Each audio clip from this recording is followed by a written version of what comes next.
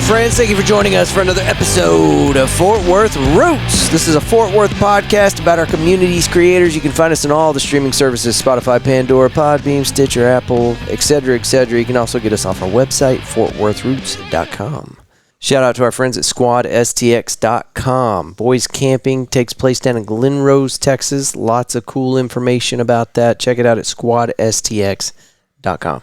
This episode went long. It really did. And we had a lot of fun with the YouTube video. I'm going to ask you to go check this thing out. We included video from an event we went to recently with the Funky Panther, a local Fort Worth podcast that if you haven't checked out yet, you need to. Really good stuff. It's been voted best podcast in Fort Worth, I think, several years in a row by Fort Worth Weekly, I think. Anyway, awesome stuff. So we included a little video of the event that we went to. There were 100 plus people that showed up to this thing. Absolute success. Very good stuff. And then at some point during this recording, the camera dies. So what I did is I put a bunch of videos in from the Whiskey Garden Sugar Baby Snow Cone Pool Party. I know, lots of words. Anyway, basically what it amounts to is a bunch of beautiful women in bikinis running around and having fun, and we really did have a great time. Shout out to our buddy Royal, who invited the Fort Worth Roots podcast out to be part of this thing. So anyway, the video is probably going to be the number one Fort Worth Roots podcast YouTube video, and I you'd be missing out if you didn't check this thing out. So with that being said, check us out on YouTube to see this episode's video. And go ahead and subscribe to the channel. Help us out. It helps our analytics whenever you guys subscribe to the channel. So, but this is definitely an episode that is better viewed than listened to. Not that there's anything wrong with the audio here. It was great. And a big shout out to our buddy Sam Esquivel from the Feld podcast. We did this recording at his studio just off of West 7th Street. And it was great. I really appreciated his space. He's got excellent equipment. And he made a great co-host. So, and I want to do more of that. Have more guest co-hosts on to help me with these episodes. It's just more dynamic that way. It's more fun. I like having people co-hosting with me. It's good stuff. Sam, this was an incredible opportunity. Thank you for inviting the Fort Worth Roots podcast into your studio, and I'm looking forward to doing this again. Our guest today is an aspiring public speaker. She's fluent in 3 different languages. She knows sign language. She's a hyper-local Fort Worth influencer, and she is also the winner of the 2020 Miss Fort Worth pageant. Let's give it up for our guest today, Genevieve. Thank y'all for being here. Let's start the show.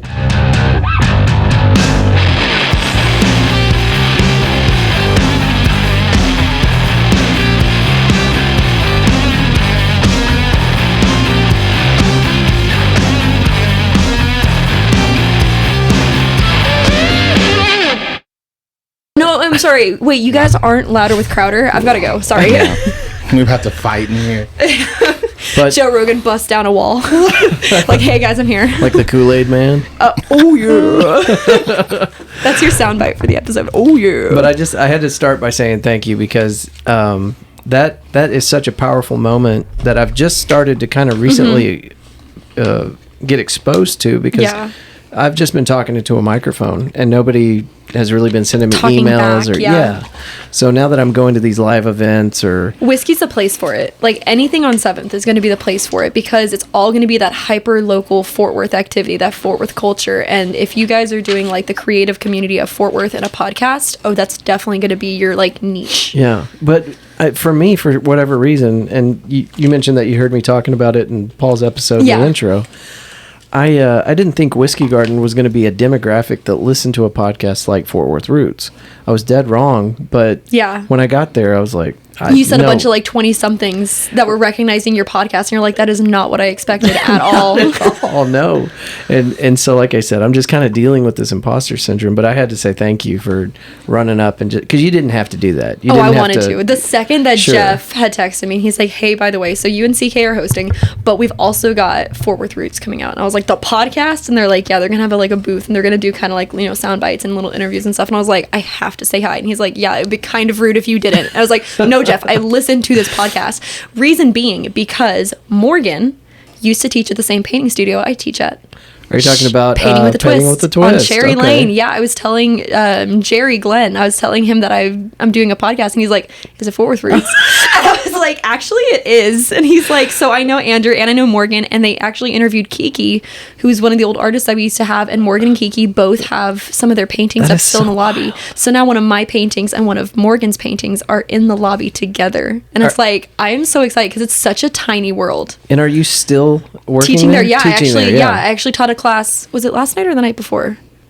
2 nights ago? One 2 of nights the ago. two. I don't know. Yeah, I just taught a class there like a couple nights ago. Well, you'll have to take a picture of yours and Morgan's painting sitting next to each other. They and send are it to actually. me. I'll send it to you. Send it to me. I've yeah. got the picture of. Hold on. I forgot that my microphone lives here, so I have to move around my microphone. You can't disrupt the mic. She's adapting to these terms. I'm Sam, doing my very best. quickly.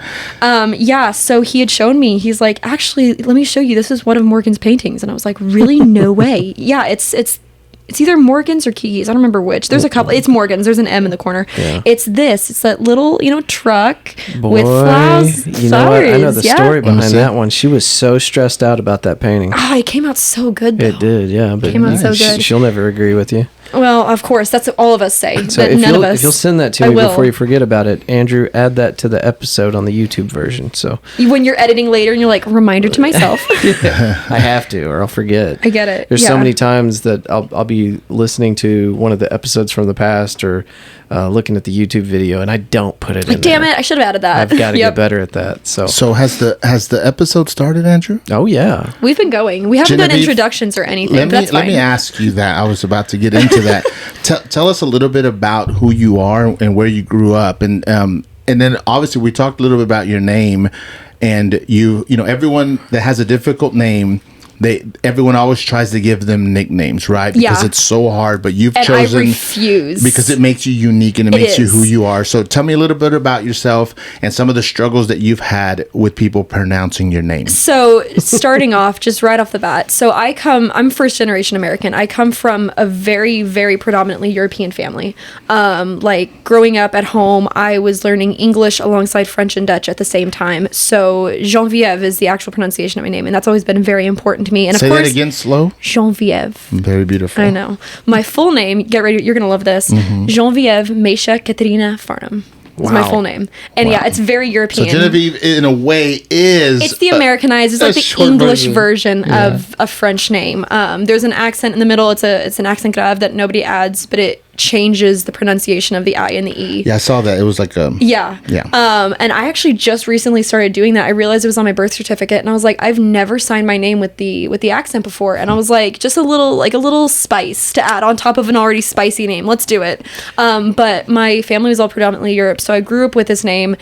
Grew up with this weirdness of, you see a lot of immigrants, especially in Texas, different kinds, but it's never European. Whenever you're in like a class of predominantly non-English speakers, it's always Spanish. And I was like the one kid where it was like, I was learning French and Dutch, and I couldn't talk to the other immigrant kids because they were speaking Spanish and I did not. Yeah. So growing up was just a lot of like, I had for a little while, I had an imposter syndrome. I would go by Jen and everyone's like, is it Jennifer? And I'd just be like, yeah, because that was easy. Oh, Jesus. Yeah. I was like, sure, my name's Jennifer. Let's go with it. Well, you don't want to be the weird kid, right? Exactly. And that, like, kids are brutal. Right. If you've won already, you've got a different upbringing because I was raised on, my mom comes from Australia and she has Dutch parents. So I was getting European and Australian culture that a lot of American kids didn't get. So I was out of the loop on so many like kids shows and movies and things like that. And I was like playing games that my classmates didn't. So I was always ostracized. And you either had those really cool kids that wanted to be friends with a different kid, or you had the kids that are like, I'm going to make you wish you had never been born. Ooh, my mic. No. It's okay. It lives there now. It lives here now. Sorry, Sam. I'm ruining you're doing okay. fine. So if people recognize you for something right now, what It'd be my name. Okay. It would be probably the height too. Before we get away from this, I had a question about your name. Yeah. Is there a way to add that accent on the computer when you're typing this out? I mean, I see it online. Like There is. It's like a Windows. It's Alt Windows key, like C, and then some random number. So there is a way to do it. I just don't know how to. So normally, what I'll do is I will literally figure it Google E with accent grave, and then I will copy and paste it from the Google Okay. result, and then I'll add it somewhere. But I'll give you this insight. If you hold it down on your phone, the letter, it gives you all the Yeah, on my accents. phone it's easy, but when I'm Right. typing it on a computer, that's I where it know gets I know like the complicated. Mac shortcut, but I have a Windows and I couldn't tell you. No idea. All right, because on this episode, that's unless there's some kind of weird block that they've got so that you can't add. It's gonna be one of those like things that. where it's like a question mark instead of the letter E. It's like there's something weird here, and that was the problem I had a lot of times. Is I would have to not use the accent because if I was typing my name in like a random something on my phone or my computer, it'd be like, sorry, you can't use special characters. I was like, it's literally an E with an accent. That is not a special character. Yeah. But yeah, no. America. America. So growing up, like French and Dutch, like your culture is very different than It's incredibly than different. American culture. And what I've learned from people who've come from Europe and places over there is there's shows that they get attached to that helps them like kind of learn about the American culture. Do you remember what shows kind of either fooled you or taught you about the American culture? I'm really gonna age myself with this, but do you guys remember Cabbage Patch Kids? Oh yeah. Oh yeah. So that was already pretty outdated by the time I was watching it, but my mom had been like obsessed with Cabbage Patch Kids, so I got obsessed with Cabbage Patch Kids, and it was like it was one of those things where it was like stop motion, so it was an actual Cabbage Patch Kid, but it was kind of like stop motion. They made and it was all about American middle schools, and I was in elementary school at the time. I was like, oh my god, are American teenagers really this terrible? Like, I'm gonna hate it here. I'm gonna hate school. So that was really fun. But that's probably the show. And then PBS, I loved PBS.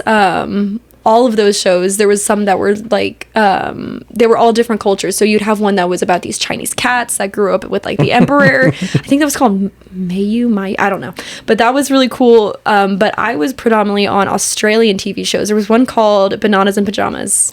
You guys say bananas in pajamas, we say bananas in pajamas. And it was these two literal like foam mascot costumes of these two guys in literal like banana suits with striped pajamas on. This sounds terrifying.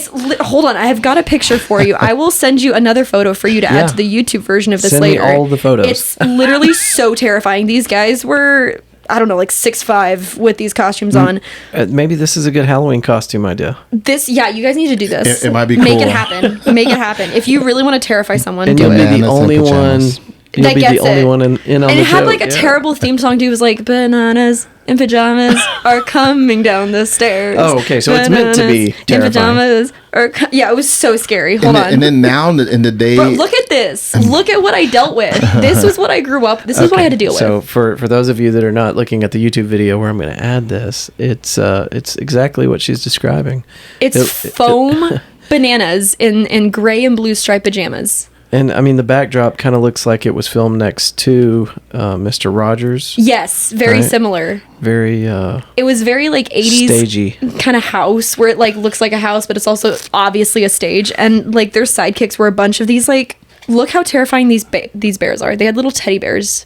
And Those they were look familiar. Those look like the the Berenstain. Bernstein Bears. Bernstein. I'm pretty sure they might have been based on them because this is from like the 80s. This my. is an Yeah. old show. Yeah, here, Sam, you want to have nightmares? I've got you. I know. Well, you know, it's crazy because as I watch the new age of television and entertainment, we get to see a lot of shows from all over the world. Yeah. And I'm realizing how weird shows are in other You know countries. what? They think the same thing about Americans, though. Okay, I didn't know that because Yeah. I felt like I know we have some weird ones, but there's this one show and there's these Japanese kids between 2 and 6, and they send them on errands throughout their little town to buy groceries and stuff. Well, that's so incredibly normal, even in Europe. there, yeah. That's Anywhere so where crazy. you've got public transit, that's going to be a huge thing. When Yeah. the weirdest thing, just from seeing Europe and stuff, was the lack of public transit. That Yeah. I mean, maybe it's Especially just here in Fort Texas. Worth. Yeah, Oh, Dallas it's has got like a little bit of it. I think we've got like our bus transit, and that's pretty much it. So here's the transit situation as it stands right now. There's a large footprint here. Like we've got a lot of land. Yes. And we expanded flat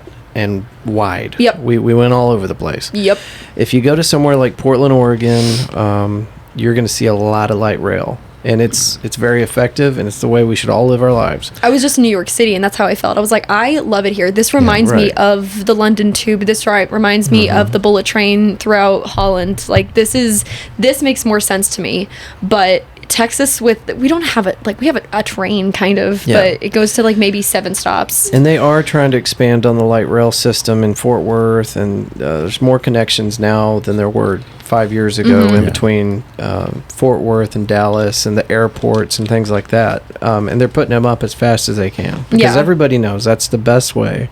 It really is. For, public transit. Yeah. It's going to be cheaper in terms of, gas for everyone, especially with gas prices. Jesus Christ. Oh my God. Yeah. $4.39 a gallon. I just checked this morning. Yeah. So no, thank you. Yeah. So there's an interesting thing about you that we haven't mentioned. Are we going to mention it on the podcast that she was Miss Fort Worth? Miss Fort Worth 2020. All the things, 22. Okay, that's the only reason Andrew talks to me. Okay, you know that, right? So I wanted to get into that. Earlier when I was asking you to introduce yourself. Sorry, I wanted the people to know. I got off so offbeat. No, but there's one thing. I mean, pageants and the winners happen every year, and then you're responsible for certain things for the city and stuff.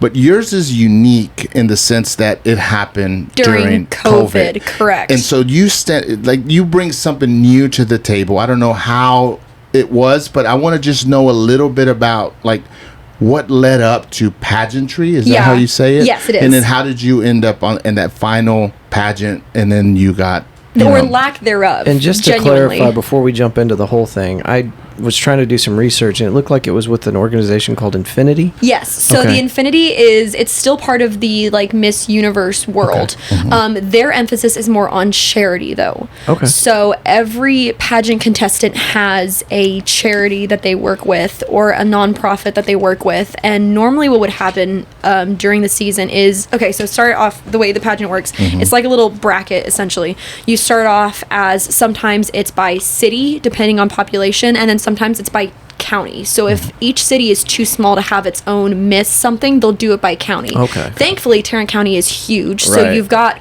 Arlington and Grapevine and Bedford and Fort Worth and all this area. Do you know Tarrant is the 12th or 11th largest county in the, I think, either U.S. or world? I think it's... Interesting. Definitely the U.S. It might be the world. I don't know. Well, yeah, you start including Asian countries. I don't know. That's what I was saying. I just thought of China, and I was like, well, maybe not, because China exists. China's huge. I think it's U.S.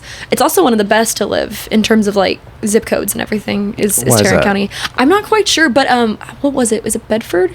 I think Bedford or Euless, one of them was voted the best city, one of the best cities in the U.S. to live this past year or the year before. Yeah. Okay, so which makes the rest of Tarrant County look good. So the highest quality of life. Yes, in terms of zip code. Okay. Median income or gross income in terms of I think it was Hearst. Hearst or Bedford. Is it Hearst? It's one of those two. HEB area. I read about it. Yeah. They're the same. Yeah. Is that what HEB stands for? Is Hearst Euless Bedford? Mm-hmm. I've gone 25 years and not known that. Nice. Is that what the grocery store HEB stands for? Well, you're not Miss HEB, I don't think so no worries. Can you imagine Miss Fort Worth, Miss HEB and the Miss Walmart and the Miss Kroger and the Miss Tom Thumb, and nobody talks about Miss Albertsons? You're right. Sorry. She's too old. She had her day. She's 90. I don't know why she's still beautiful. Yeah. She's still beautiful. And then Miss Winco's 7 years old. It's girl, what are you doing? You've got some time. Wait. Anyway, so we did it by city because Tarrant County is just so big, and we could have chosen to just do it's by city, and then it goes into state. So next step would have been Miss Texas. With COVID, it stopped at city. Okay. There was basically, I think what had happened is if you had already made a Miss State or a Miss World, you got to keep that title from the year before, because with COVID, you couldn't have an in-person winner. So somebody defaulted and got 2 years. Somebody defaulted and got 2 years. What a damn. Bitch. I know. Screw her. Anyway, best of luck towards you, girly. Anyway, so yeah, we could have just done the Miss Texas, and then we could have chosen to do the Miss Infinity Texas, and I was like, Infinity all the way, charity. Yeah. And so normally what would have happened is that the entire campaign leading up to the pageant, you would have volunteered with your organization, you would have gone out and found donors for your organization, and so donating to someone's campaign was essentially donating to their charity. Right. And so since I was doing Fort Worth, the first thing I thought of was Lancaster and the entire homeless population that we have there. And we've got 3 really wonderful homeless and battered women's shelters right in the Lancaster area. Mm-hmm. We've got several soup kitchens.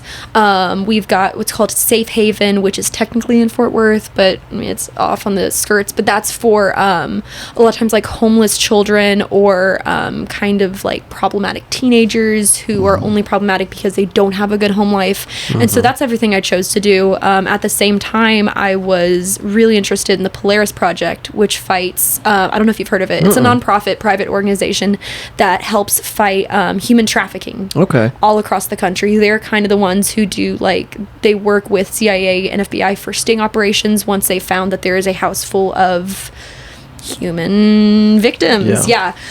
So they do a lot of work in Texas as well, and at the time when I was in college, I was doing a lot of debate, and my debate speech for the year that I choose to compete on was human trafficking and how bad it is in Texas. And what people also don't realize is that behind is it Harrison County? Is that where Houston is? I'm trying to think what the... I think that's right. I think it's Harris County. Yeah. I think that's right. They're the first in the entire state of Texas for human trafficking.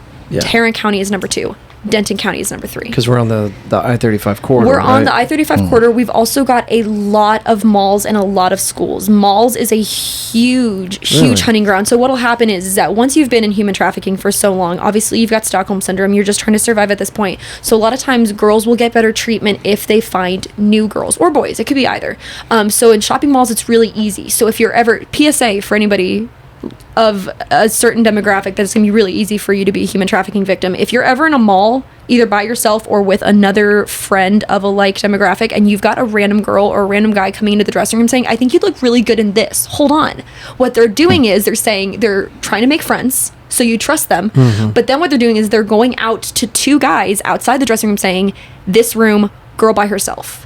So you think she's going and grabbing a dress that she saw earlier that you would look really good in, but what actually she's doing is she's making sure that nobody else is going to be coming into the dressing room. Those 2 guys are going to go in, they're going to grab you, and they're going to take you out. And sneaky devil. It's so sneaky. And they do a lot of it here in Tarrant County because we've got so many malls and such a young population. What's wild is that it is, there's no way to argue this. It's a huge issue. It is. And you don't hear nearly enough about it.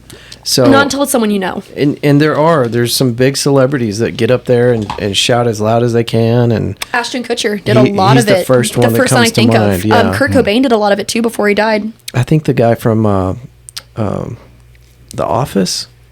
John Krasinski. Is he another one of the big advocates? He is. Yeah, so you've got these people that are trying to champion that movement and wake everybody up, but it's nothing. It's like it's never anyone's first thought is human trafficking. Well, it's interesting that I hear the passion and obviously like the in-depth knowledge you have about that culture, right? And how ugly it is. And when you think of pageantry, you don't think of human trafficking. Well, no, you think of like beauty, and you think, there's these women and they're just focused on how they look. And so when I knew that we were going to talk to you, what's the struggle you've had with people realizing that you do have depth and that the community aspect to pageantry was such a great lesson for you? Because I hear it, I hear the passion. Thank you. I appreciate that. That was probably a really hard part because you do still, and it's gotten better. It's not near as stereotypically dumb blonde as you think it is in pageants. Everyone who's competing, especially if they chose the Miss Infinity route, is they're choosing charities. So they obviously care about something. A lot of times it's animal shelters, soup kitchens, or like I said, I was doing a lot of human trafficking and homeless, like anything involving homelessness. The charity work. Exactly. You weren't actually human trafficking. I loved the charity work. Okay. Yeah. Just to be Sorry, there was a word missing in there in the middle of that. I need to specify, she is not doing human trafficking. This just turned into an investigation. The FBI is right outside. We're using this SD card as evidence now. Exhibit A1. I plead the fifth. Anyway, no, so talking to people and saying, so it's not just like I wish for world peace. It's like, no, it's so much more than that, because in order to get to world peace, every single contestant is bringing something different to the table. So the entire pageant is such a wonderful, wonderful network of young women wanting to better our world, because every single one of us, there might be a few of us that choose the same thing, the same cause. But we're going to go about it different ways. We're going to bring different donors. We're going to connect different people. Another one that I did work with was NAMI of North Tarrant, and they are a worldwide organization for mental health. So they're a huge outlet for people to find therapists and find affordable doctors to get medication or therapy. They have a lot of support groups and stuff they do. So it was really wonderful bringing, here's human trafficking. Here's the people that are going to pull victims out of human trafficking. And then here's this wonderful group of people that are going to help with mental health. And then here you've got a battered women's shelter where some of these people are going to go because they have nowhere else to go once they get out of the system. And so being able to connect all that and having so many resources that I didn't know already existed in Fort Worth until you bring them together, until you take the time and do some kind of cause like this, you're not going to know what your city has to offer, not maybe just for yourself, but for every other person whose life you touch in some way. And that was my favorite part of the pageant, is because a couple of them aren't that bright, but they care about something enough to put, you can put degrees on the line, you put jobs on the line, because pageantry normally is a lot. And COVID, it was a little easier for me. I didn't really have to compete to get Miss Fort Worth. So it kind of doesn't feel fair in some way to carry that crown and to carry that sash. But I still did, the work with the organizations. Right. I still, put 2 and 2 together. The only thing I got to do in terms of charity work was I got to be the Easter Bunny in the city of Keller's Easter thing that they did. And all the kids were sitting in their little trucks and they just drive up and there's an Easter Bunny giving them a thing of eggs and then they leave. But that counted, right? That's charity work. And what you're talking about, these pageants, everything is a net win. It is. No matter who gets first, second, third, whatever. All of those charities. Every one of those charities just got the publicity something. And the money that they didn't have before. Right. So and it's still, it was regardless wonderful. of who wins, you're win. Still putting in the work. You're still making a difference. Yeah. And anybody who's going to get upset about the fact they didn't get the crown, you weren't doing it for the right reason. Well, I would be upset. I mean, if I was gonna compete for Miss Fort Worth 2022. Mr. Easter Bunny Fort Worth. That's what I was figuring. I It would should be a guy competition. I'm for the surprised bunny, there's not a Mr. A Miss Fort Worth to be the bunny. Anyways, let me ask you this. It doesn't make sense. It's a coveted title for sure. So that year, you held it for a year. Mm-hmm. What did you learn during that year about yourself that you want to put out into the world? For instance, when it comes to image, when you're talking to young girls who are in elementary and middle school, and how hard that is now, and the message that they're receiving. And I understand some of us are lucky, some of us are more better looking than others, but at the end of the day, it's a heart and mind thing. It really is, and that's the top lesson. How did you grow in your heart and in your mind during that year? It was a lot of learning that your looks are not going to get you everywhere in life. If you don't have a cause, if you don't have a drive, you aren't going to succeed as much as anybody else who does. And that would be a huge lesson to give to younger. That's actually something now that COVID is kind of loosening and we can do things that we couldn't do in the past couple of years, is I do plan on doing a lot of public speaking at elementary and middle schools, even high schools. So elementary schools would definitely be you are your own biggest cheerleader. You are not going to succeed at anything in your life unless you decide that you're going to succeed in life. If you don't believe in yourself, nobody else will. Now, that's not true. Your parents are always going to support you and stuff like that. But you're not going to get as far as you could go if you don't believe in yourself. And beauty is only skin deep. The true queens, the true goddesses are the ones that have a beautiful heart and are going to use that beautiful heart to further others before they further themselves. And then as you get older, it would become more of in terms of being your own biggest cheerleader, you are also your own biggest security. You are only going to be as safe as you allow yourself to be. There are bad things in this world, and there are bad things that can hurt you and will hurt you the second they can. So if you don't take care of yourself, if you don't believe in yourself to keep yourself safe, then how can anybody else be expected to keep you safe? This is a good segue to start talking about your Krav Maga training. Yeah. my Muay Thai. Is it Muay Thai? No. I did kickboxing for a little bit, but I really prefer dance fitness, like Zumba. Yeah, that's it. Hard to protect yourself with Zumba, though, right? It really, unless you're doing those little platforms, like the step Zumbas, those are hard plastic. You could beat someone over the noggin with that. If you got your step with you, okay. Lights out. I've been trying to get down the street to this Body Machine Fitness place because I am getting a membership there. I'm doing this.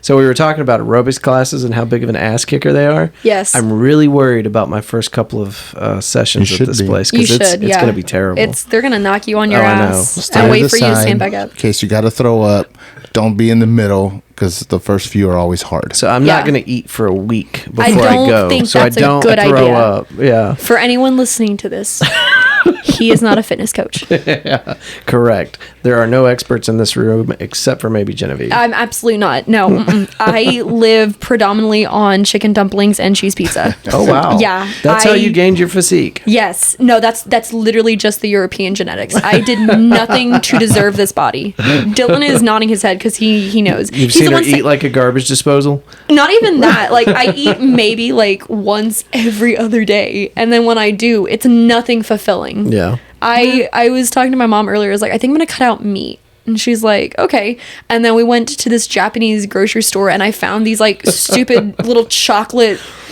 ice cream cone things. And my mom's like, oh, there's 2 grams of protein in this. I was like, perfect. Now I can really cut out my meat. I'm just going to live on these chocolate ice cream cones. I'm set. Dylan's shaking his head. I make him so nervous and anxious. Poor baby. Love you. Y'all enjoy it while you're young, man. I just turned 37, and I've never been in this shape, like this far out of shape in my life. Oh, shush. You look great. Thank you. You pull off bootcut jeans better than any of us. Except maybe Sam. So I gotta go to this Body Machine Fitness and have these soccer moms whoop my ass. They will. I know they will. They'll whoop your ass and then ask you out to brunch afterwards. It's gonna be bad. I love but that for you'll you. deserve brunch afterwards, right? You will. Now it's okay to have that. I really, do you have any kind of rhythm? Because if so, I would really recommend dance fitness. Not even like Zumba, but like just group classes. I'm gonna go ahead and check the box for no. Oh, I'm sorry. Yeah, no rhythm here. That's normally, so I didn't notice this at first, but the workout app on the Apple Watch actually gives you an option. You know, there's different kind of workouts that you can tell your watch you're doing, and one of them is dance. Okay. And I didn't realize at first. And I just, being Fort Worth and all that fun stuff, I am a huge competitive 2-step and half-step dancer. Where do you like to go? So competition is always at Red River. Okay. That's in Dallas, right? Yes, it is. Okay. It's at the biggest honky tonk in Texas. I've got stories. Yeah, I've been there. Yeah, I do too. Anyway, not here. Okay. This isn't the after dark version. I gotta chill. Right, yeah. Where it's after dark. We're still in kind of PG-13 mode here at Fort I'm Worth Roots. slipping in like maybe one cuss word every like 40 sentences. That's fine. That's Well, yeah, fine. I heard you dropping F's with Paul. I was like, Jesus, guys, calm down. It's like that. It'd be like that. No, so just lots of dancing, and I do it a lot of hooky too. And I started to realize, like, you get 3 or 4 songs under your belt, and you've filled that movement bar on your Apple rings, Watch. Right? Yeah, it's the rings. Yeah, okay. I've filled my move rings, your step rings. I have it set to 280 calories a day, and trust me, I get that. 280? Yeah, just burning 280 calories. Okay. That's how bad my fitness is. Is the bar is set so low, I just have to hit 280 in a day. Okay, well, we're talking about fitness and working out, and people have this misunderstanding about fitness, or when you win a pageant, when you're Miss Fort Worth, that you're so strict and that you're so hard on yourself. You're not. And I'm enjoying hearing you kind of laugh and say, well, I dance and I eat this and I'm free, because I feel like people need to hear that. They really do. People will starve themselves thinking it's going to make them look better. And no, it's going to make you miserable, and it's going to make you sick. And then you're going to hate the fact that you have to do this to make yourself look a certain way. And I promise you that surface level attractiveness is not that important. Yeah. It is not more important than your health. Do I wish I ate better? Yes. We all do. Yeah. Abstractly. I won't actually do anything to get better, but I will think about it as a short-term goal.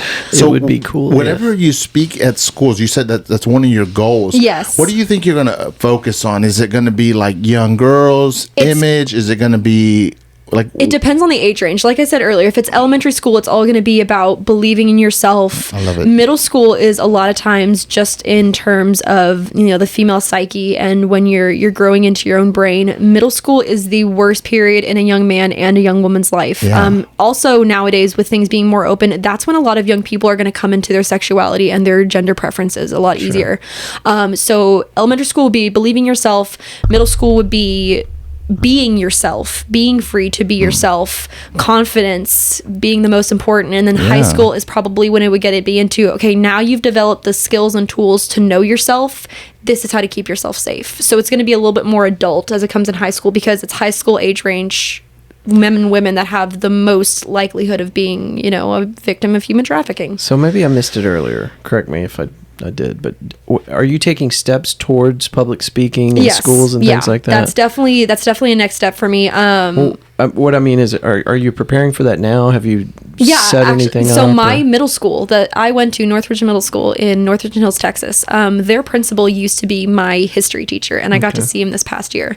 At the time, I was working as the publicity manager for an urgent care that sponsored their middle school. So I got to go see him, and he had seen that I'd been doing pageantry and what my focuses were on. And we had a really long conversation. And at some point he's like, I would love for you to come speak. He's like, because I remember you in middle school and you are not that person anymore. Because I was withdrawn. I was a great student, but I was always drawing. I didn't have a lot of friends because I was ostracized. I was the weird kid, braces. I did not look very good. And I was more focused on being a student and being in band and being in theater and all that stuff and not worried about how I looked. And I would really like to go to that middle school because I know exactly how certain people in the back of that auditorium are going to feel. Yeah. Well, and you're being very critical of young Genevieve. I'm not critical, but honest. I didn't put effort into how I looked because I didn't know that was something that young girls were needed to do at the time. Like that, my looks were not my priority in middle school, and I hate that that's how it is for people now. Yeah. How you look is the most important thing in the world, and that breaks my heart. I think you were nailing it in middle school. Like that's, like you said, you shouldn't be worried about that to begin with. Hey, I was a jazz band pianist in middle school. I was kicking butt. I wish I was more like middle school Genevieve. That's awesome. Wouldn't have won Miss Fort Worth if I was, but that's fine. It's okay. There's stages in life. So when we were at Whiskey Garden, you mentioned that I think you mentioned that you were an RN at an acupuncture clinic. Not an RN. Wish, but no. Oh, okay. Don't have the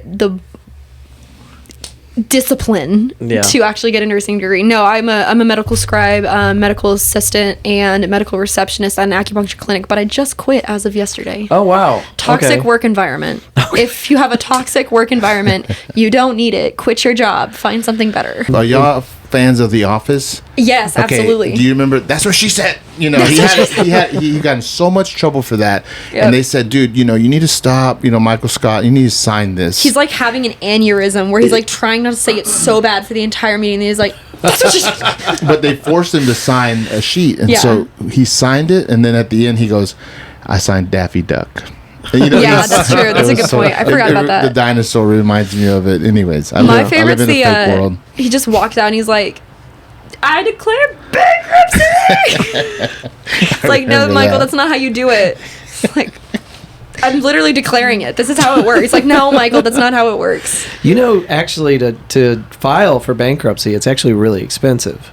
You have to have like an attorney. See, that seems counterintuitive. You need an attorney, which means you need a $10,000 retainer. Like that's industry standard. So in order to be really broke, you better have 10 grand. Well, bankruptcy is not the same as I'm broke. Like bankruptcy is like isn't bankruptcy like my business will not be making profit in the next like 5-year margin? Like my projections are actually that I'm going to be losing copious amounts of money. Yeah. I think it's something like that. I know it's just a tool, right? That's what it there's been twice in my life that I've been like, well, let's look at bankruptcy real quick. What's that like? No, I'm just broke. Through it. Yeah. Okay, then. Let me watch this quick YouTube on how to bankruptcy. I'm over here like paying an electricity bill. It's like, God damn, I need to declare bankruptcy. I don't even have an LLC or anything. Just me, myself, I am bankrupt. So now that you quit your job, do you have any, these organizations? I worked 2 other jobs. Oh, man. I was working 3 jobs. I was a hustler. No, a little bit of hustler. What do they say? Diva is a female version of a hustler. Yeah, why can't it just be Hustler? I think it's just Hustler. Why does it have to be a female? Oh, yeah, I'm just saying it's a song. It's a great song. I'm just here to bust down gender norms. Yeah, no, it's a great song. You can be Hustler all day. I'm fine with that. Do you have like a desire to maybe help one of the organizations that you partnered with during your? I'd love to. Wouldn't that be great? That would be incredible. Probably if honestly, just because I want to be a badass, it would probably be Polaris Project. I just want to be like there to help with like a sting operation, or like go like deep undercover.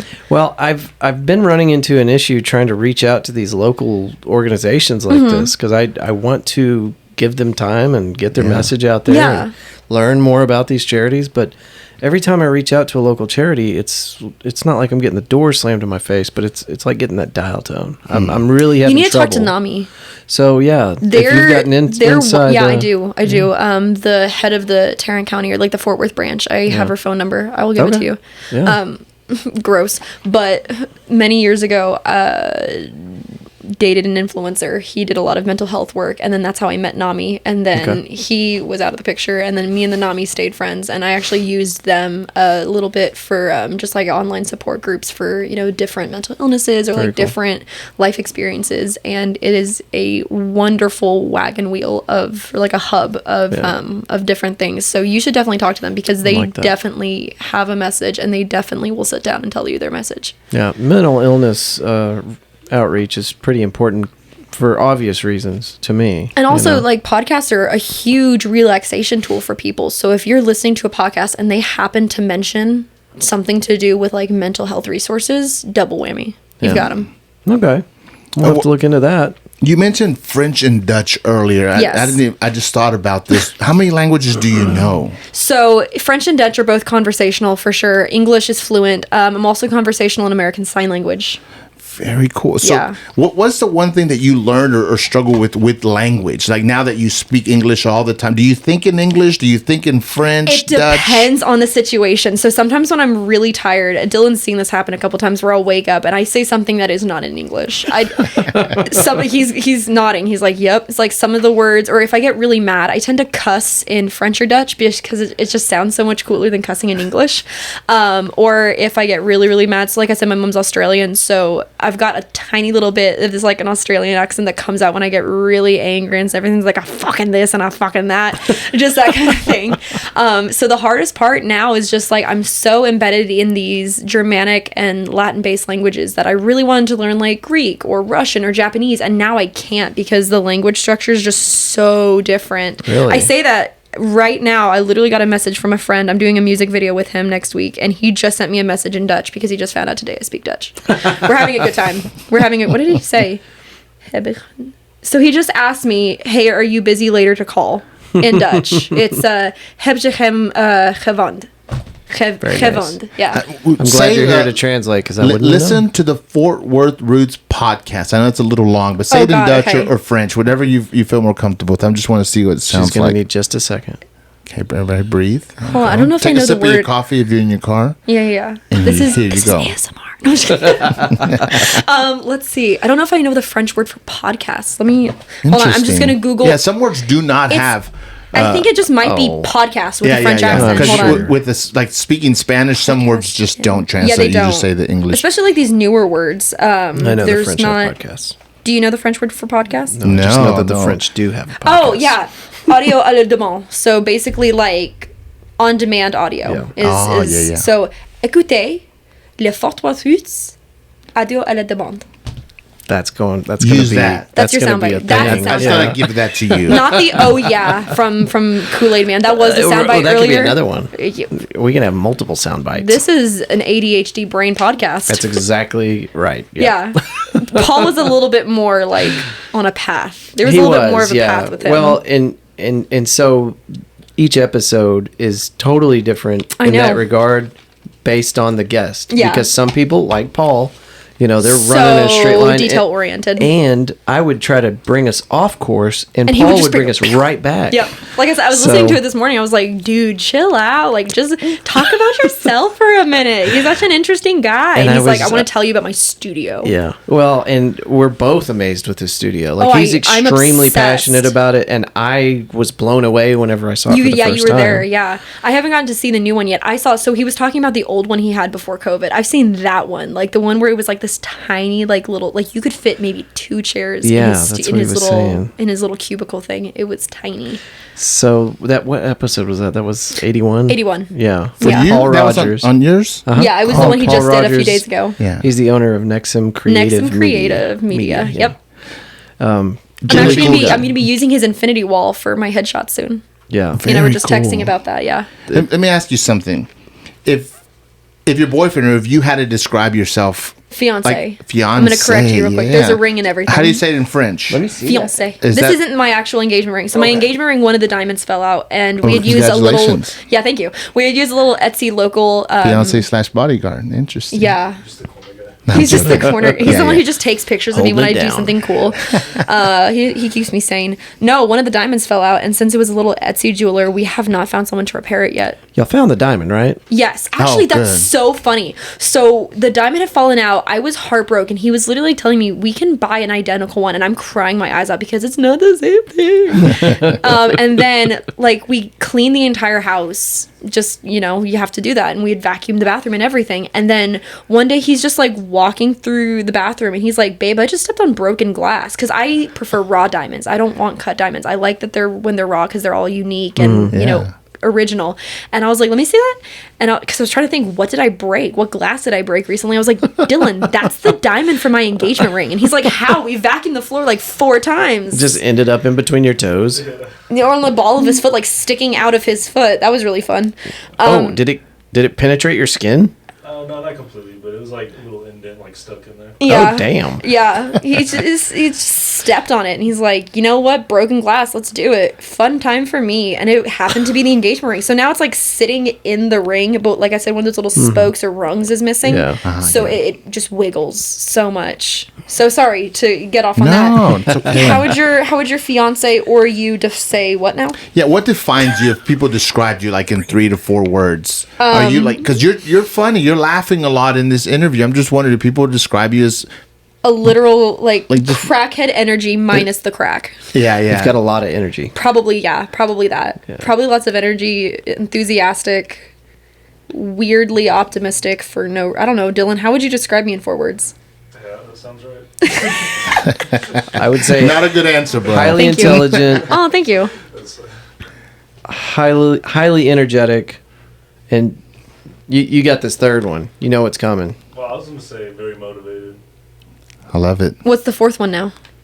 Somebody She's- else got to get the 4th one. She's beautiful. Oh, Wait, we thank said that you. one. Yeah, we already know that. Oh, is that already there? Yeah. Okay. Oh, I didn't know that thank would- you. So we get Ryan Reynolds and Blake Lively lookalikes. We get that compliment all the time. I see Ryan Reynolds. See, so do I. I also see oh my god, who's the Mavs player I say you look like? Maxie Kleber. Maxi Kleber. I don't know if you follow the Mavericks at all. I don't. Well, right now's the time to follow him. Well, right yeah, now. he and Dylan could be like twins because I saw him. We were watching the game and I saw him and I was like, "Who's that hot basketball player?" And so I like Googled his jersey number. And I was like, "He looks just like Dylan. I've got a type." So now you're in the YouTube video. Send me a good picture. Oh, I'll send you my favorite picture of him. Awesome. All right, It's not the one where you're sticking your head out of the shower and you're scared. I promise. It's a better picture than that. Oh, you got it. You can't. There's I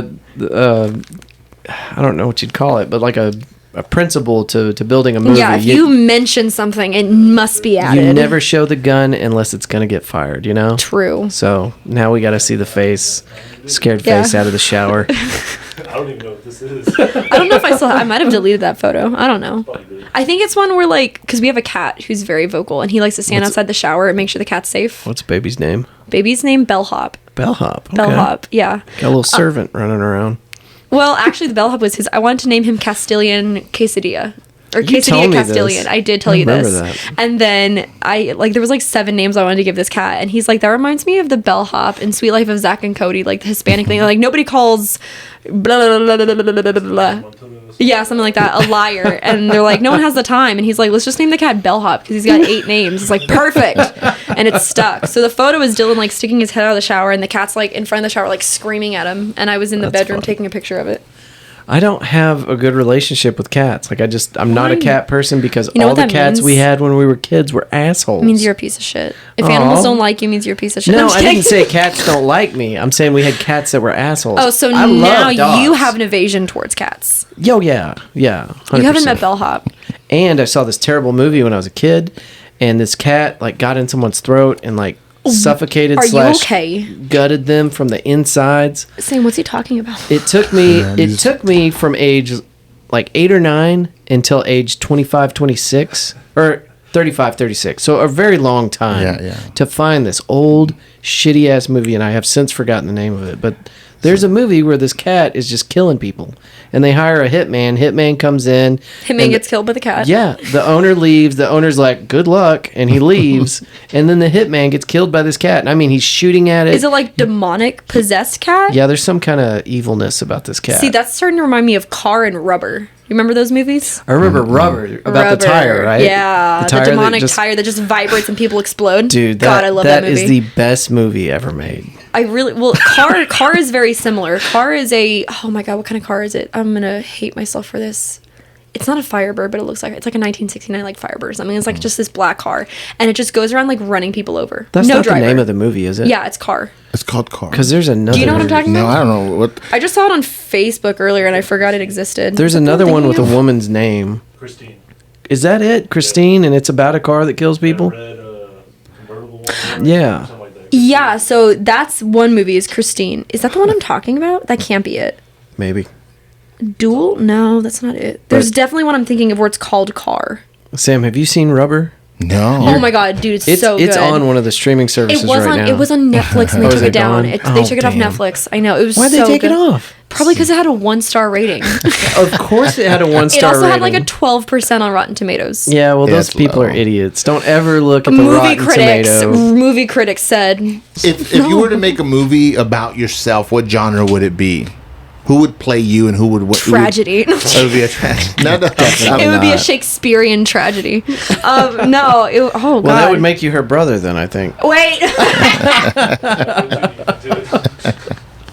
Et tu, or Brutus. Andrew, you think about it. What if you made a movie about you? What would it be like? Like a Rambo? Yeah, I'm curious. It would definitely be sci-fi. Sci-fi. Okay. Yeah. Really? But I would want it to be action, and I would not want to be the main character. Got it.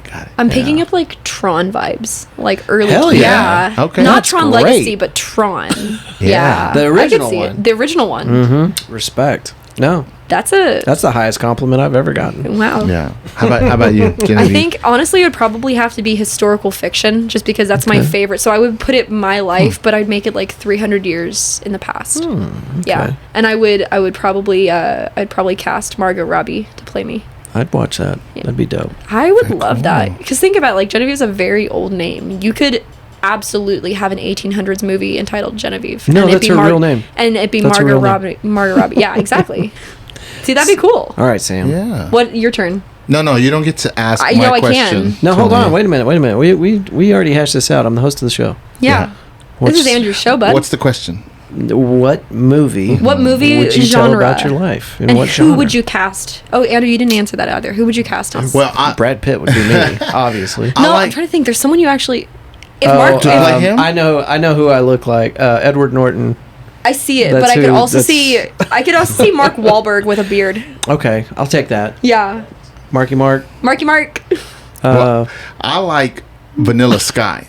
I don't know what that falls under, but it kind of keeps you guessing. But it's like Never deep. let them know your next move. That's what yeah. Tom Cruise, right? Tom Cruise. Yeah. Like I see me doing a movie like that, like very artsy fartsy. Who's gonna play you though?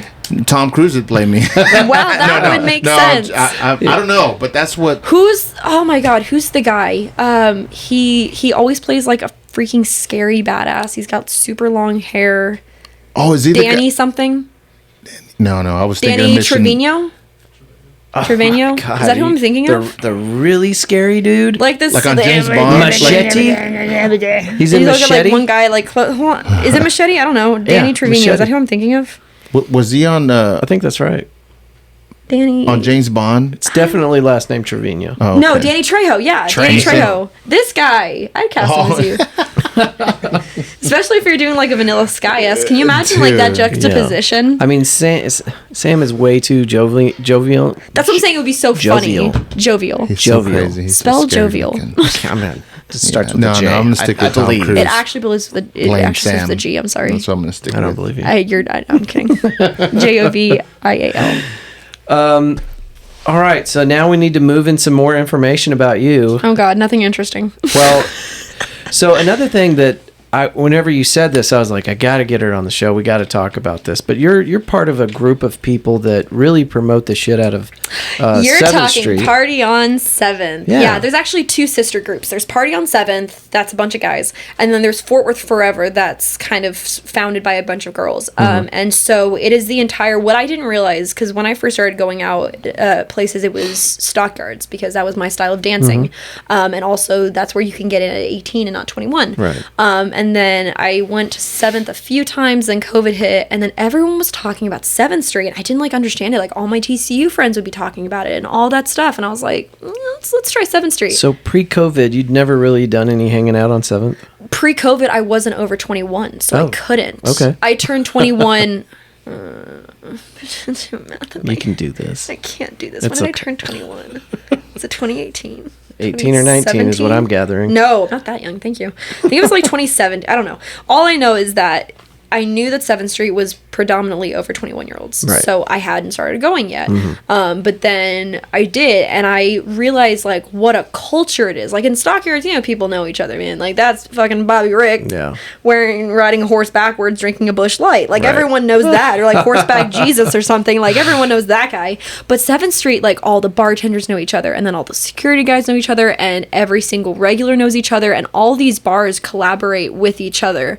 So I started getting really into that, and I have an online presence. I have a social media presence. I'm what you call a hyper-local influencer for the city of Fort Worth. Everything I post about, everything I promote happens to do with Fort Worth, which is why I knew your podcast, because everything you do is hyper-local Fort Worth. That's right. And that was a big deal for me. So I loved that this little tiny subset of Fort Worth, this same 5 blocks where all these bars exist, they had their own little community, and they had all their social media they were interacting with each other, all these events that they would do, these themed parties and all that stuff. And I was like, I love this. And so what it was Jeff Romero. You met him. Okay. He's the one everyone calls Royal. Okay, Jay Royal. and I only know him by Royal. I was going to ask you about Jeff earlier.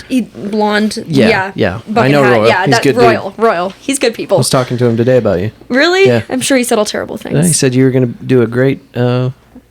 you'd be a great interview, is what he said. That's what Andrew said. I think he was lying. Anyway, so I have to call him either Paul or Andrew. I need to make up my mind. Let's call him Paul. Paul, yeah. His stage name is Andrew Kemp, but his actual name is Paul Rogers. Anyway, he had kind of reached out to me because they had done their song Party on 7th. And so now this entire bar scene has a theme song, and the song was phenomenal. And so he had done a lot of really good marketing where he took every single person who had a phone number who had some kind of interest in 7th Street, and he shot out this massive text with the music video. And everyone got hooked on it because they were trying to see if they could find themselves in the Snapchats or the snapshots in the music video, because they were recording it live on 7th during Friday, Saturday nights. And so everyone is looking for themselves. And I think actually at some point I did see myself in the background. And I ended up, when we became friends, I was like, you got to re-record it, but I got to be in the music video this time. And for our listeners, they're going to want to know what we're talking about. I'm going to add a link in here to the YouTube for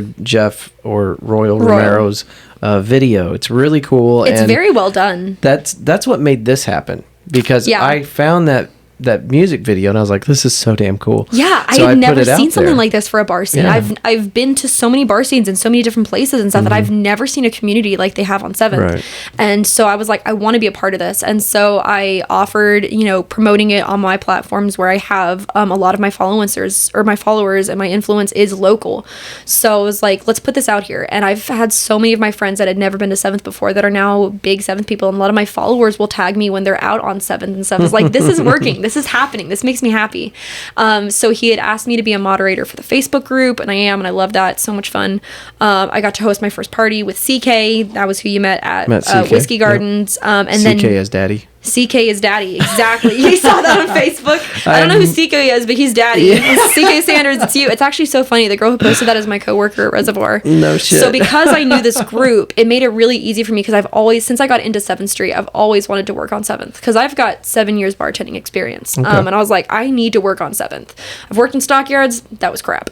Need to work on 7th Street. And so Funky Lime is the name of the company that owns Whiskey Gardens, Reservoir, Junk Punch, and Your Mom's House, which are 4 of the biggest biggest bars. I mean, those 3 are clubs. Reservoir is a restaurant, but you know what I mean. Yeah. That owns, all 4 of those. And I was like, I really want to work for these guys. And so one of the managers had seen me on Facebook. He knew I was a moderator for the group.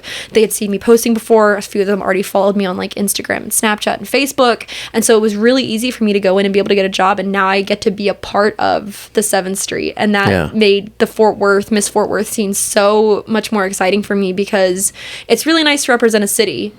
But if your city is scattered and not connected in any way, then it's like herding cats. But, Fort Worth makes it so easy, because as a smaller city with such a creative group of people in all walks of life, you've got your musicians and your artists and your celebrity bartenders and like all the stuff that Fort Worth has. 7th Street made it really, really easy to find all those people in like one place after a hard week of creating.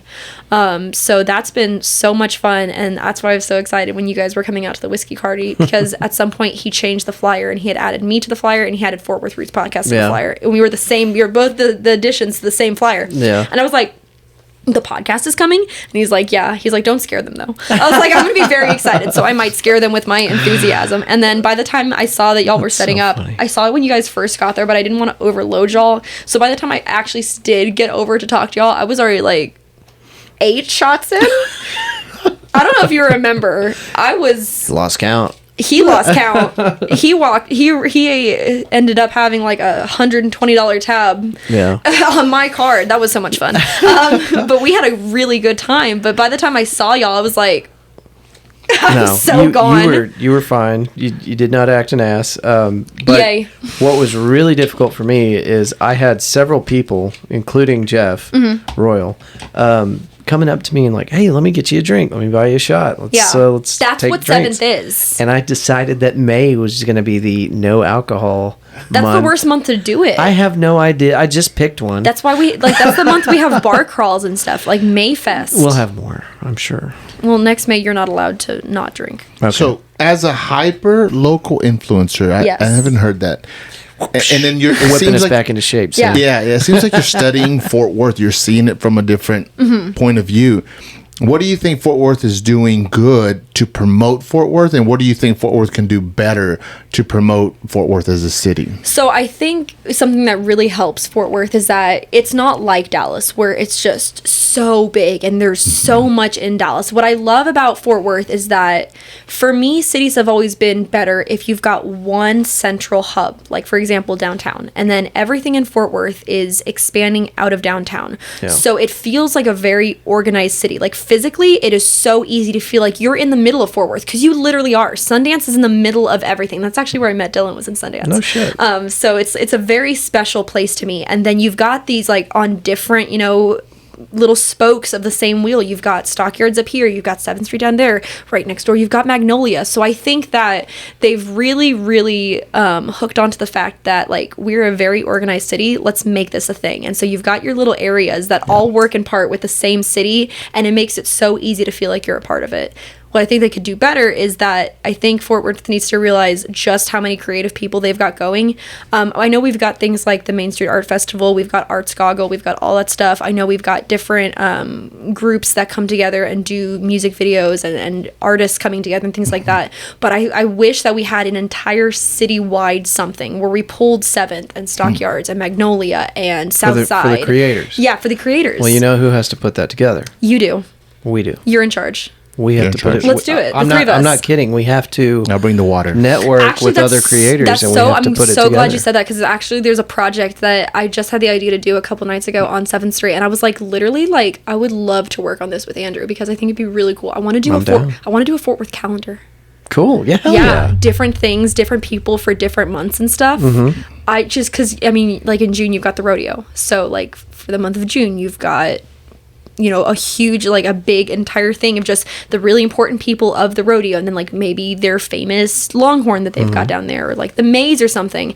And then every month for the entire year, just something that is so central to Fort Worth for every month that's important. Yeah. I would love to do that. There'd be some serious opportunities for sponsorship too. Exactly. Yeah. And you've got a lot of people that are going to want to be a part of that. And then what's going to be nice is that you're going to have like this creative kind of what's the word?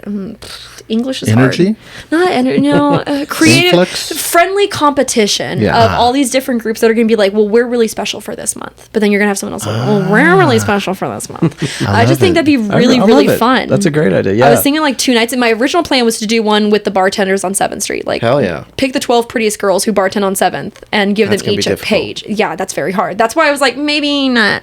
And then I was like, so like an entire, just 1 month is just 7th Street. Like that kind of thing. I think that'd be so cool. And I think that's something that the entire city could definitely get behind, because then you're going to have all these little places that have their own niche following that are going to be like, you guys don't even know about them, but you need to. And then it's going to be just a very eye-opening experience for everyone involved. You've got to get busy on this too. I need to. And as far as like creatives, like we went to that podcast event the other day. Yeah, and that was hosted by the Funky Panther, the best podcast in Fort Worth, and Corks. I thought it was Psychedelic Panther.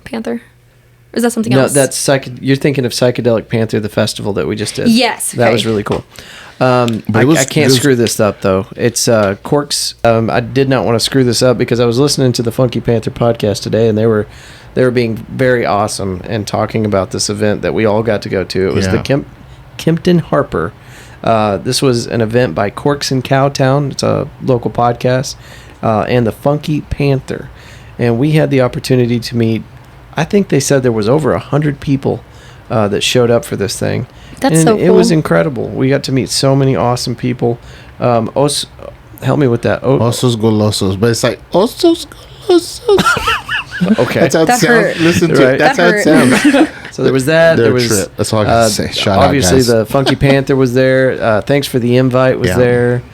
That's why you did hear a rumor. That was their April Fool's Day Oh, prank. shit. Is they changed The it to airport one? FWD, so Fort Worth Dallas Airport, and then they even took their sign, and they photoshopped it to be F, because they have that red sign That DFW. sucks. I They bought changed it. the letters to FWD. I thought that was real. Well, unfortunately, CW33 said, you're stupid, because it's definitely just an April Fool's Day joke. That's hilarious. Yeah, is that what you're talking about? Fort Worth Oh, Dallas yeah, International 100%. Airport? Yeah, no, there's that an was actual picture of it. That's what I told you. They photoshopped it. That's Okay, I'm not totally stupid. It's you can prove that. You've been gaslit. God. So- what podcast am I forgetting? TI, Funky Panther. I don't know. I'm horrible with names. I just hope we're not. I mean, I met like forgetting 10 of anybody. them. that You've got day. like 3 people right now that are going to be like, how dare he? Yeah. Yeah. Well, I'll add them in the show notes. I'll do my research. What 'Cause you're we going had to a- do is you're going to like interject, and you're going to add, like, you're going to record something else later on, and done you're going to that. make it seem like this was in. Don't admit to that. I've done that. Don't admit to that. I actually did it last episode. I didn't watch episode 82. And the reason was actually this was 83. There was 82 and 83 got released at the same time. Yes, they did. And so anyway, 83 was with Matthew Broyles with Ah Poop the Destroyer. And I was wanting to put a track at the end of the episode. And I don't know if he was sleeping or what, but I couldn't get a hold of him. And then at the last minute, I'd already gone to post-production and I had the full intros and outros. And he emailed this thing to me at the last minute. And I'm like, shit. So I had to get back on the Roadcaster and do a new intro. And Well, let me jump in, Andrew. So at this point, if you're listening to the podcast, our video is going to be cut off because we were limited because of the memory card we use. But that's an encouragement for you to jump on to the audio version to finish what we're doing. And so now we can kind of chill. Now we can slouch a little bit. Oh, I've been slouching the whole time. I've been like not crossing my legs the whole time. It's like, because the camera is pointed directly up my skirt. So y'all keep They talking. did this on purpose. Sam. No. Y'all keep talking. Sam, you dirty bastard. Do not do that to me. No, Yeah, hang tight. so my YouTube video will have pictures of you two gorgeous kids hanging out or whatever Gorgeous y'all send kids. Wow. me. I'm an old man now, so No, I you're get to say not. shit You haven't like even that. hit 40 yet. You're still young. Man, Hey, age it's is a mindset. downhill. Age is a mindset. You're right. I've met people that are much older than me and doing great. Exactly. You're only as young as you allow yourself to feel. My most recent Or one old. was with Ken Scott, the Ninja Turtle. I saw that. This I didn't. dude- I haven't watched it yet, but I saw I that. think he just had his 50th. I Wow. think. Ken, I'm sorry if I... He's acting like a 30-year-old and he's flourishing. He's got more energy than me. The dude's just incredible. And he's in great shape. So Who was, you're right. You Who can was keep the yourself poor going. sweetheart? Who was the poor sweetheart that was with you at Whiskey? Oh. Who was that? That was Lucas Peterson. Lucas. Okay, I was Such like, a nice we dude. got back and I was like staring at a wall. I was like, what was the other guy's name? So Lucas has been on the show as a guest 3 or 4 times. What does he do? He's just my buddy, and That's he'll so great. come hang out and do recordings with me. Yeah. And help me interview folks. So we've made a whole thing out of it. We even went down to Austin. There's this place called 13 Acres, and I was like, let's just get out of town, take the roadcaster. I got 4 or 5 people down there I want to interview. So we did. I've got this huge 8-man tent, and it's got like a screened-in patio on it. It's ridiculous. Sounds unnecessary. It is so unnecessary. In fact, we got down there. It was like 11 o'clock at night. This little campground, all the lights are out. It's dark time. People are sleeping. It's dark time. So, in the middle of dark time with my phone flashlight. Papa, I'm hungry. Yeah. I'm trying to set up this 8-person tent that I've never set up before. He didn't do it in the daylight. He wasn't smart about it. Well, who does? timetable we were working with. So anyway, we got it figured out, and then we interviewed some really cool people. I met some hippies down there in Hippie Hollow, or whatever you call it, the 13 Acres, and just awesome people with the whole everything is energy and what's it all about, man? Yeah. Vibe. The what's up, man? But that's Lucas Peterson. He'll go with me anywhere. He's so sweet. He's my road dog. He's so sweet. So Miss Fort Worth, let me ask you a question about I love Fort when people Worth. call me that. I know, right? Do you? Yeah, actually, I do. Madam Fort Worth. Madam, oh my God, Madam President, it's me. That's a Next great step, show. guys. Hey, you can do Next that. step. Yeah. When you think about Fort Worth, what's something that you've learned or experienced about Fort Worth that you just can't Google and say top 5 things to do in Fort Worth, but that are kind of like you found it or someone told you about it and it's really cool? So I'm gonna nerd myself out with this, but that's fine. So my favorite thing of any city is the map that you can get of the historical markers on different buildings and things like that. And so I'm the person that my family hates going on vacations with, because if we're crossing the street in some busy city, I was terrible in Boston. Oh my God, I almost died So like old. 9 times. Exactly. And so historical you've got references. all these buildings that very important things in our country happened there. And so I would be the one that would literally cut in front of traffic. I would run across like a major intersection because I saw a historical marking on like a bank or something, and I was like, I gotta know what happened at the bank. You just lose all focus and frame. And so Fort Worth has a lot of them because, I mean, in terms of, Texas cities, we're pretty old. I always forget that we were actually a fort. You ever think about that? Like Fort Worth, we were a fort. I need to read. Have you seen pictures of us when we were very small? But I'm like in 1880, 1890. That's like the historical area that Fort Worth starts off to me. It's like Cowtown era. Yeah. But so there's this place, and I cannot believe more people don't know about it. Everyone's gonna rush after they listen to this podcast. But in the stockyards, there's this really cool section, basically where like you park. Where is it? You know where Neon Moon is? Like where the white buildings are? Yeah. So there's That there's one Spanish section area. there's one section of the stockyards where all the bars are, and then there's like there's a little outlet of the Trinity River, and there's the bridge, and then across from that bridge is where like the hotels on stockyards are. Okay, yeah. So that entire like little tube of the river, there's a whole section underneath it.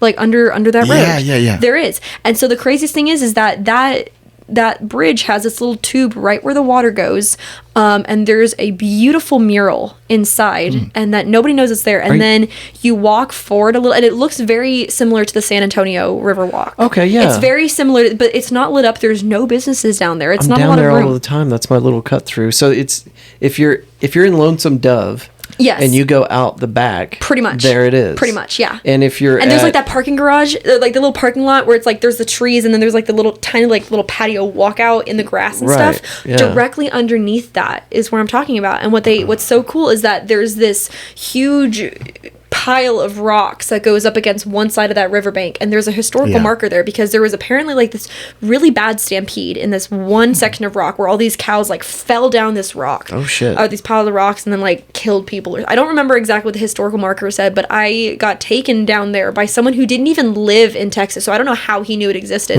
But he's like, look at this mural. That's cool. And then I was like, I want to know about this pile of rocks right here. Yeah. So that I have never found, because nowadays you can't get a map or of historical markers city by city. You have to request that from like a notary office or like a record. That's a shame. I know. It used to be public thing that you could just download a PDF of all the historical markers in your city, but apparently that's just not public Nobody knowledge cares, anymore. or... So I would never knew it existed if I hadn't been taken down there. And that's probably one of my favorite sections of Fort Worth, because you can hear the stockyards happening but it's not very well lit.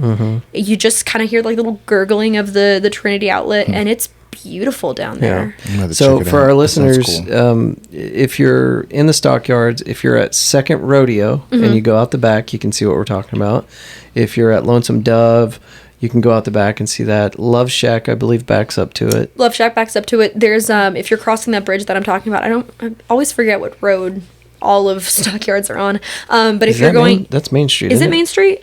I think it is. It's the main drag. Yeah. Not the one that runs. It's Exchange in Maine.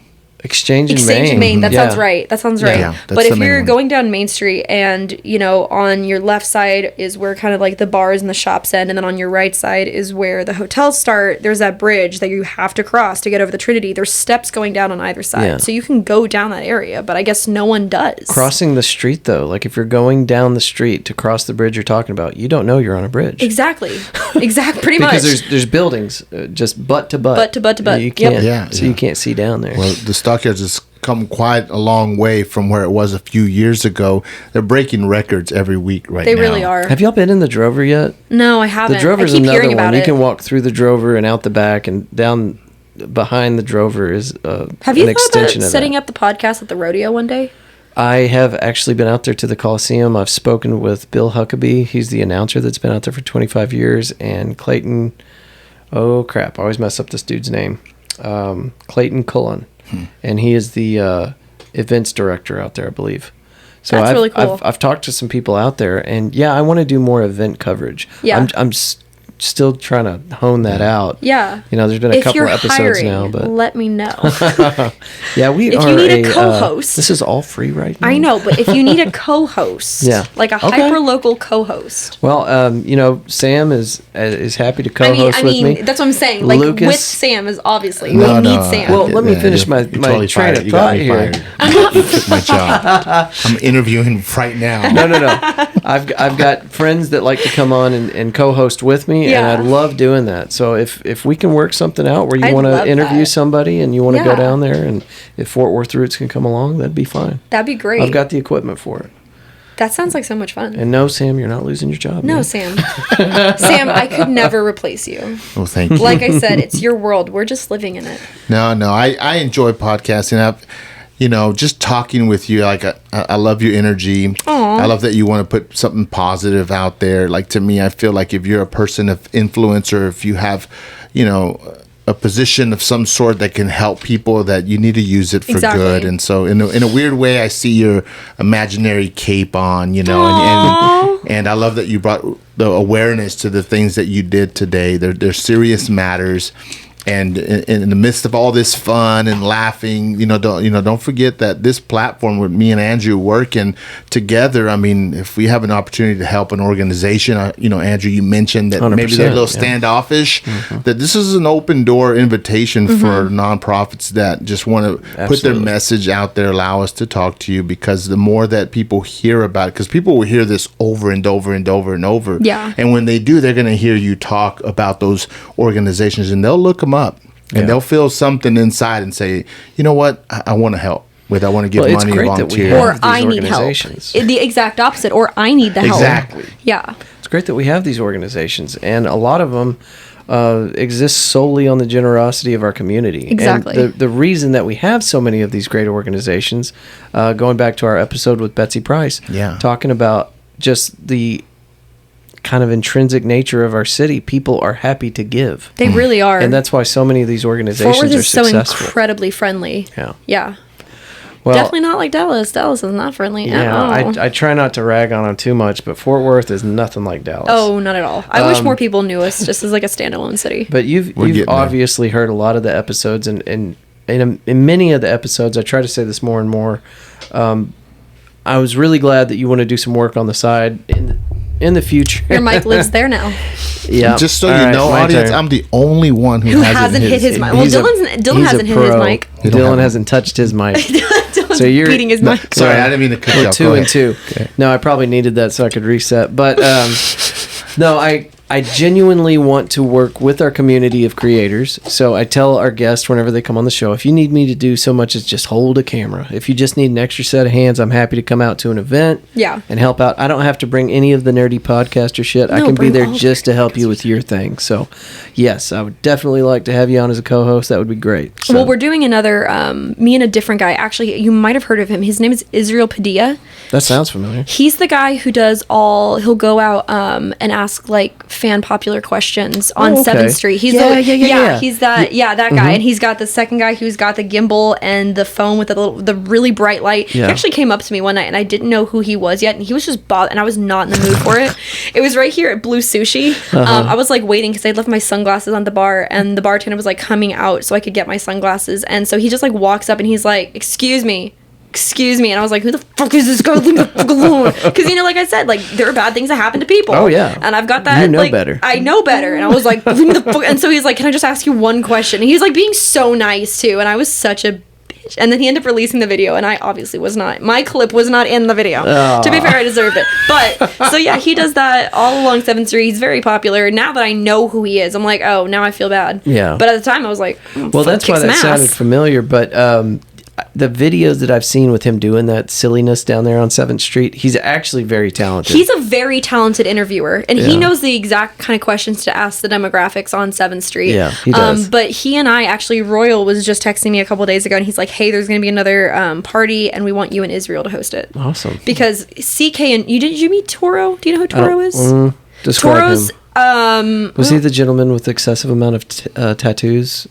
No, I know who you're talking about. No, Toro's just another guy who's in the Party on 7th group, and he does a lot of the events. Like, he always hosts the, I believe he also hosts the turtle races at Whiskey and all that stuff. But they've got, they've got their hierarchy of hosts, but you're needing some younger talent who's going to be hosting these events for the next generation kind of thing. And so Israel, myself, a couple of the bartenders, Annalise, Haley, they're all, kind of getting really popular, and they're going to start hosting events, and we're going to start hosting events.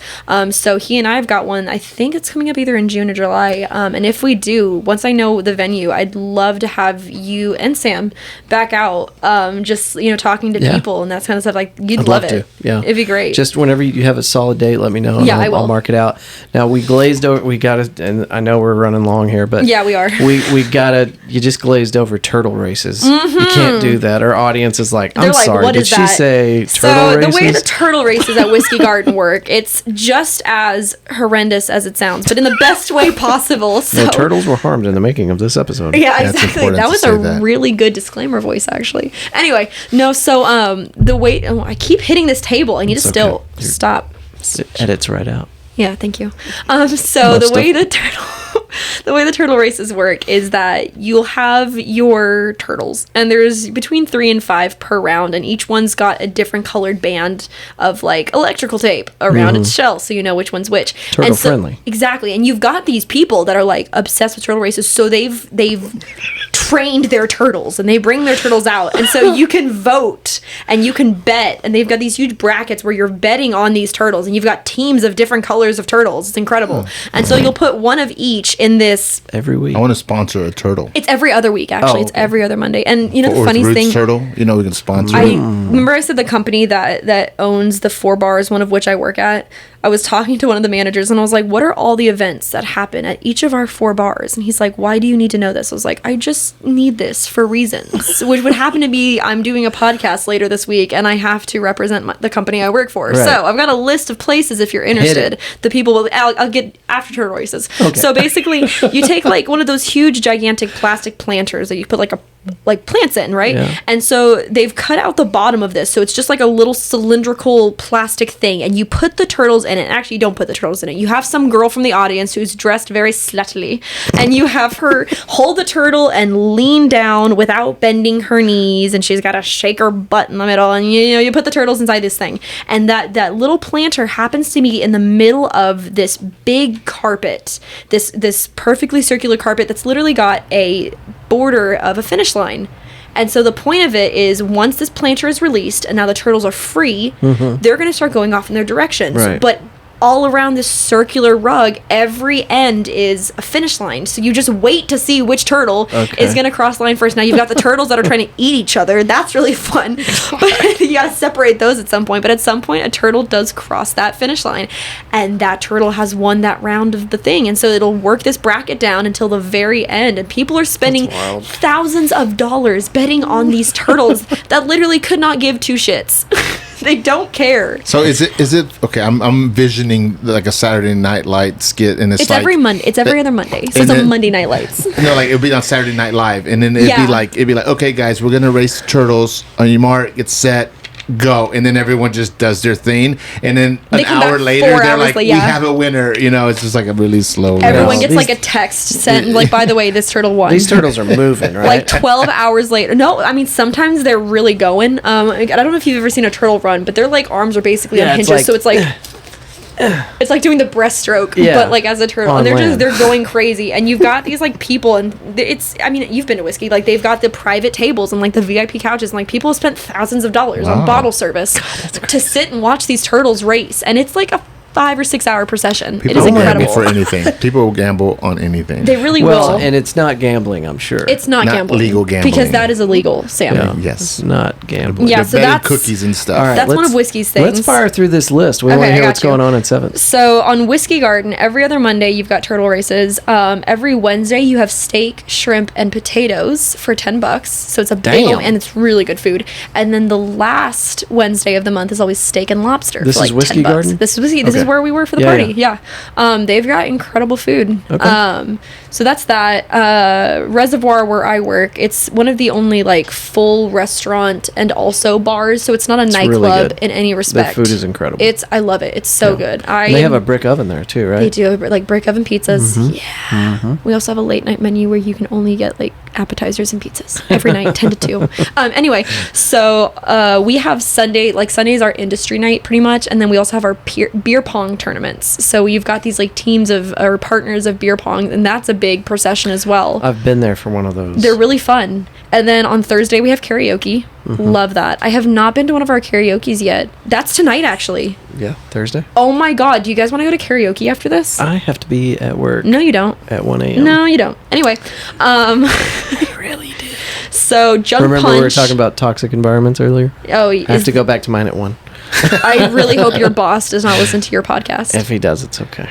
At this time. He's not talking about you. He's talking about his other boss. Yeah, don't worry. my other job I have to be at 1. Yeah, exactly. And then Junk Punch, they always have a league bowling every Thursday. So at 8 o'clock, they have like kind of like the older crowd that has to be. Junk Punch is next to Mama's house? No, Junk Punch is next to Dogwood. That's a brand new one, right? Yeah, it's fairly new. Yeah, it's fairly new. It's owned by Funky Lime, which owns these other three. But it's definitely the newer one. They've got lots of arcades. They've got actually this really cool thing. It's a combination between basketball and Connect 4. So they've got this huge Connect 4 board that they've built, these tiny mini basketballs in red and blue, and then over each of the columns for Connect 4 is a basketball hoop. So you have to make a bucket to get your ball While drinking? While drinking. Jesus. I know. The kids got game, folks. They really do. So their bowling is every Tuesday night, and then your mom's house, which is the one that looks like that country house with the wraparound porch, so cute. They have karaoke on Wednesday, and then they're getting back into this. They were off seasons, they don't, but normally every other Wednesday they have Hot Wheel racing, 100-foot track. The big. Yeah. Oh, no, like the little ones. Yeah. They have 100-foot track that they've built, and people will bring their like little Hot Wheels. Oh, that's so cool. And then race them. It's incredible. They're just now getting. I don't think they've done it yet this season because they were out of season. We don't do it during like the winter and the spring. But yeah, like a big summer fall event. So that's Funky Lime, and that's everything we're doing. You know, I lived down there for a while. Did you go out there a lot? Yeah, every night. Where did you frequent? So we lived at is it Blue Buffalo or White? That sounds White Buffalo. Correct. It's Something right there Buffalo. across from Rodeo Goat. Okay. And we had a 4-floor, 1-bedroom apartment. Mm-hmm. It was so cool. We had a badass terrace that was like twice the size of this office on the roof White level. White Buffalo. Yeah. But I just didn't realize all this was going on. I don't know how much of it is new. It's not. Okay. 7th has always been like a very big party environment. Right, yeah. And we actually have a was back then, circus. too. Next Wednesday is a circus that Fort Worth Forever is hosting. Yeah. In 7th? Like on the 7th. It's area? going to be, oh my God, if I remember where it's, I don't want to say it's backyard, but it might be Remind me and I'll put it in the show notes. Yeah, if you can't I'll find send it. you the flyer. But because, every event they send flyers. Right, gotta make a flyer. Love that. I don't know which graphic designers are in charge of this, but they're doing great work. I need their number, yeah. But yeah, here we go. Fort Worth Forever is hosting a 7th Street Circus, 9 p.m. on the 25th. I don't know where it's going to be. Maybe it's on here and I'm just blind.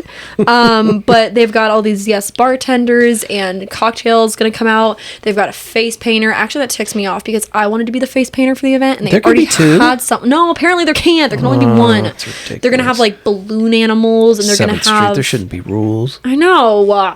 How dare they? So yeah, it's going to be a big thing. Like in order to get a ticket for the circus, you have to go to one of the bars that's helping run the circus and you have Okay. to buy a drink from that place. And then that drink gets you a ticket for the circus. Sounds pretty straightforward. It's going to be a lot of fun. Well, now that you've been on the Fort Worth Roots podcast, anytime you've got something that you want me to share on our social media, just let me know. Same to you. And I'll put it out. Whenever this episode is published, I'll be sending it to you, and I would be absolutely honored if you share it with your peeps. Yeah, I'll put it. I'll make it my link. I'll take off my link tree, and I'll put up just the. Actually, you know what? I might just add this podcast link to my forever link tree. That way, it's However always you up. wanna do it. I'm gonna do that. That'd be sick. Yeah, that's gonna be awesome. But thank you for doing this. Where Thank can you. our listeners find you? I'm going to put it in the show notes, but I always like to talk about it. So I am on all social media platforms except for Twitter because Twitter is toxic. I also am not an advocate for Twitter just because I'm stupid. I deleted my Twitter account in 2017 and never looked back. Really? So Instagram, I am at Genevieve F1007. Basically, just start typing in GENE in the search box and I will pop up. That's what I found. Yeah. Snapchat, it's _Genevieve. Facebook, Genevieve Farnham. And then my website is linked on my link tree, and that's where I have my modeling and my art portfolio. Also, all upcoming events that I'm either helping host, collaborating with, or planning in some way. Awesome. Yeah. Well, I can't thank you enough. Thank you so much for having me. And next time we'll get into some real deep stuff. We'll stay on track, and we'll have a mic for you. Oh, he's the one who, if anyone should be on a podcast, it's this guy. He's been wanting to do a podcast for he's such his own podcast? Yeah, we've had ideas of things that we wanted to do podcasts on. We're here to help you, man, if you need some help. Yeah, so actually, Dylan, at some point we come up with we come up with a couples podcast, we're gonna hire Sam. Yeah. Well, let me. I'll let you have the last word, Andrew. But before we seal this one off, I just wanted to say, Genevieve, thank you for being here and talking with us. I think that it was very entertaining. I laughed, I cringed, I did a little bit of everything. I cried. Yeah. There were tears. And so thank you for joining us. And Andrew, thank you for having me on the Fort Worth Roots podcast. Thank you. It was my pleasure to be your co-host. Damn good co-host. And so I I know, think we he's the flew best. this plane good. Oh, yeah. It's time to land it. We landed it. We're set. You've So got the thank you. controls. My hands are clear. Sam Iska was signing off. Genevieve signing off. All right. Perfect. All right. Fort Worth Roots listeners, thank y'all for being here, and we will see you next week. Bye. See ya. Bye. A very sincere thank you to our guest today, Genevieve. You were incredible. I am looking forward to doing more work with this fireball. She's got so many ideas. She's an ideas person. I like ideas, persons. Sam, thank you so much for lending us your space and co-hosting on the Fort Worth Roots podcast. Dude, you're incredible. So let's do it again. And Genevieve mentioned she wants to do some kind of co-hosty type thing on Fort Worth Roots. Let's do it. Let's make that happen. Y'all can go see Genevieve. She works down at the Reservoir. She's a server bartender, and she knows what she's doing. So go see her. Go hang out. 7th Street. You probably don't even have to go to the Reservoir. You probably just walk down 7th Street and you'll see her running around talking to people. Really cool lady. And Dylan, next time we will have a mic for you, sir.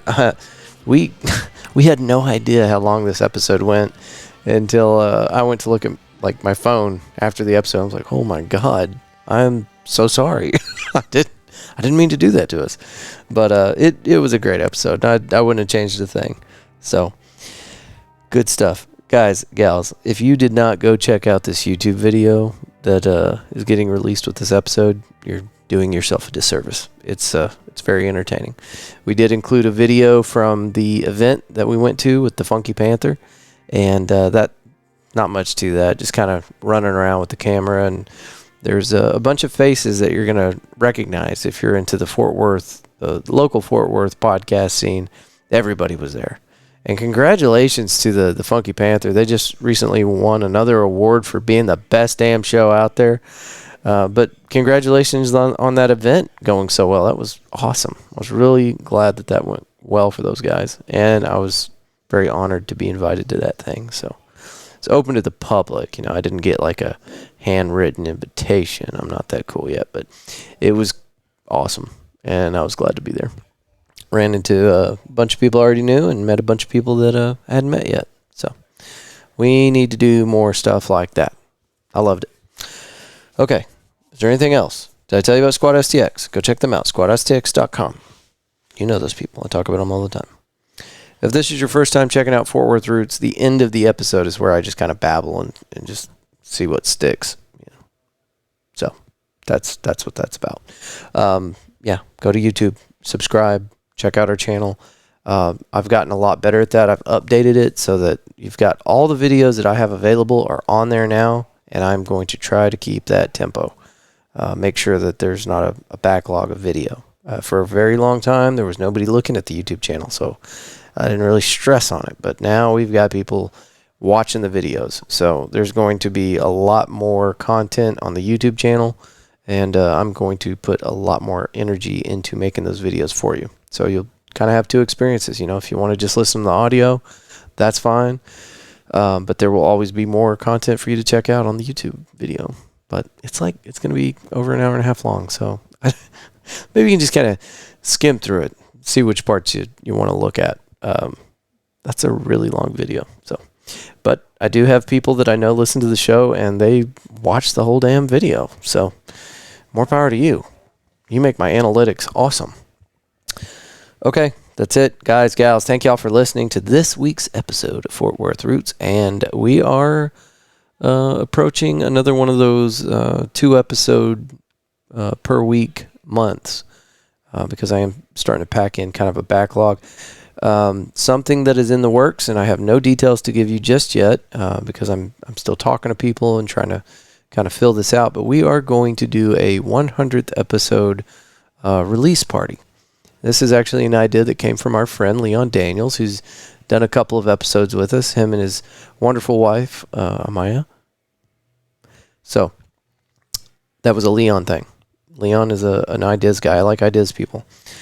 And he's like, what are you going to do for your 100th episode? And I told him who I thought would be on the guest there. And as soon as that one is recorded, I'm going to let you guys know. But I'm really excited about episode 100. That's going to be a cool deal. So, all right. That's enough babbling out of me. Thank y'all again for listening. And I will see you next week. Peace.